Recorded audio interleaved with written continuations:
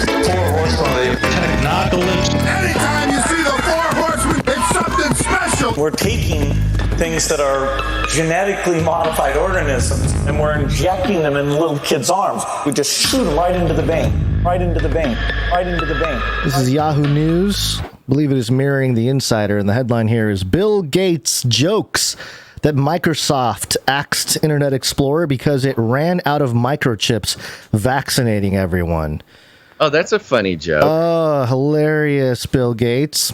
Funny joke. It says here, it appears Microsoft co-founder Bill Gates is very much aware of the conspiracy theory claiming he was implanting microchips in people who got the COVID-19 vaccine. On Wednesday, he joked on Twitter that the company had to shut down Internet Explorer because it ran out of microchips vaccinating everyone. Gates was responding to a tweet posted by The Daily Show that joked, he's always joking with a joke. Quote, wow, Bill Gates encourages everyone to get vaccinated. Then a year later, Internet Explorer dies. Coincidence? The microchip vaccine conspiracy theory is a false rumor that the COVID-19 vaccine was implanting a magnetic tracking device somehow connected to 5G mobile networks. I guess that's one version of it. False. There were multiple versions of this whole conspiracy theory. But false rumor. Oh, they love to bring this one up. They love it. Yeah. Because nobody believes it in the way that they describe it. Yeah. And they love bringing it up because it's a great straw man. Cody's going to take down the green screen, and the whole show is just going to be one big apocalypse. Well, we're working through all sorts of problems today. Am I still buzzing? Yes, but again, could be my end because I got stuff moving around over here too. I think it might be yours. Okay, all right. Okay, let's continue. Yeah, so, keep going.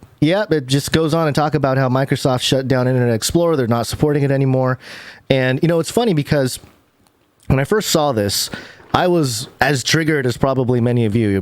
Look at something like this, you're like, oh, Bill Gates, sort of affirming the bias about hating this man because of all of his dealings with whatever, Epstein and Microsoft and taking over the world and vaccinating people in Africa, whatever, all the reasons you'd have to hate the man. But then I stopped and I was like, wait a minute. They want you to have that reaction. Like they're doing this at a certain point. It's like, okay, they know, like they're joking, but they know it's going to trigger some people. And, once I thought that, I was like, okay, yeah, I'm not going to let that affect me and, move on. But well, it's funny because it's very reminiscent to Klaus Schwab, sort of, and that other guy bragging about the conspiracy theories about them. Yeah. Was it Borla from Pfizer? I forget. It may have, but it's just sort of, it's really, they think that it's like clever and funny and deflective and stuff, but it's actually really unattractive, Bill Gates. So there you go. I thought that was interesting that, he's so out and open about it, which at this point, it's been called out so much that he really doesn't have a choice. But there's another horseman out there doing things. You are already sort of a cybernetic symbiote. Neural nets are taking over from regular programming. So you are connected. I was thinking about how the state of the world now is that Elon Musk has become our sort of final line of defense against any kind of a resemblance of a constitutional republic of the United States, which is like, wow, we're really there. 10 years ago, if you're like, Elon Musk is going to defend freedom, people would have been like, yeah, you're insane. But that's where we are. Elon Musk veered into talking about aliens during his meeting with Twitter employees, telling them he hasn't seen evidence to suggest they're real. This is, again, Business Insider being mirrored on Yahoo. And let me just briefly run through it. Elon Musk, this old chestnut again. Yes, Elon Musk has a company, SpaceX, that goes to space. But he hasn't yet seen evidence that there's life out there. At a town hall with the beleaguered staff of Twitter on Thursday to discuss his impending buyout of the company, Musk also touched on the possibility of life outside of Earth. A source who attended told Insider. Musk told Twitter employees how the mission of SpaceX is to, quote, to make life multiplanetary and thus improve the problem lifespan of consciousness. Well, let me read that quote one more time. To make life multiplanetary and thus improve the problem lifespan, maybe he meant the problem lifespan of consciousness. I don't know. He's talking in weird AI now. He discussed the possibility of life outside Earth, but seemed to follow up after saying he hasn't seen, quote, actual evidence for aliens. Quote, can we travel to other star systems and see if there are alien civilizations? He said. There could be, quote, long dead ones out there too, he said. It's already been a pretty out of this world process for his acquisition of Twitter. Isn't his acquisition thing there, and how, you know, there's a little saber rattling going on. So what's the news here? I mean, he's always said this stuff. I know. It is literally him taking time out of the whole Twitter situation to talk about aliens, which is very strange. You know, it's like they're keeping the aliens in the mainstream consciousness just continually. It's true. They do love doing that. Was he prompted, or did he just go off on? You know, I don't know. I don't know. But you know, the Elon news, it's not just one thing. He's got a lot of stuff going on. All right. You know, what else is there? Right here from news.com.au. Elon Musk says free speech is essential in leaked town hall with Twitter staff.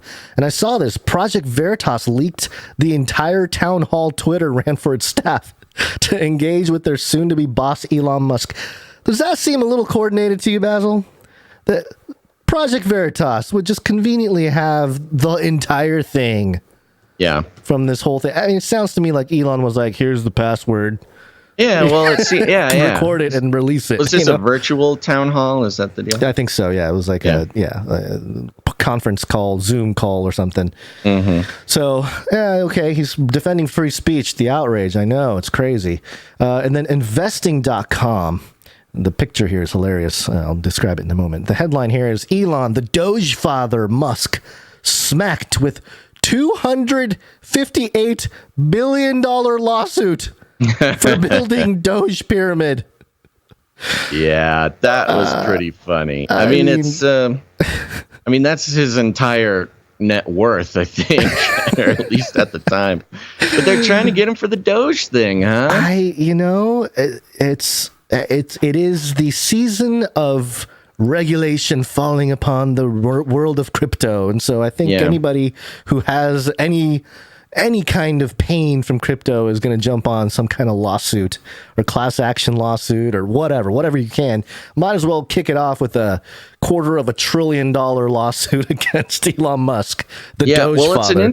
It's a good time to do it. I mean, as far as like the art of war goes against Elon, he's already, he's in hot water in so many other ways. Yeah.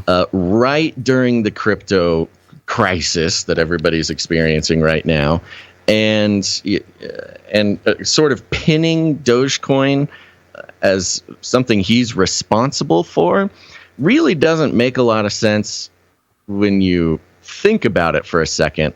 But it is. I mean, who's going to think about it for a second? We love to hate billionaires.